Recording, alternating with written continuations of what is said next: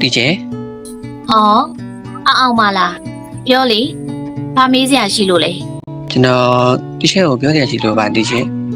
အော်အင်းပြောလေဘာများလဲ ဒီလိုပါကျွန်တော်တီချေရှင်းတဲ့ဇာတ်လိုက်မိလို့ပါတီချေ ဟွန်းဘယ်မိမှာလဲအခန်းထဲကကောင်မလေးတွေကိုလိုက်ကြည့်နေရမှလား ဟာတီချေကလေကောင်မလေးတွေကိုကြည့်ရမှန်းမဲ့ခန်းထဲကကောင်မလေးတွေမဟုတ်ပါဘူးနော် ဟမ်ဒါဆိုတခြားကကောင်မလေးတွေလား ဟာမဟုတ်ပါဘူးတီချေကကျွန်တော်အများကြီးနေတဲ့သူကလေဟို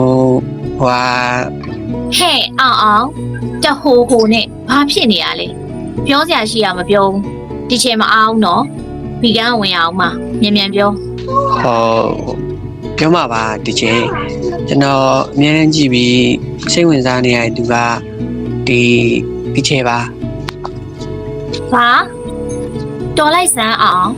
မင်းစကားကိုဒီမှာပဲရက်လိုက်တော့ဘဲနဲ့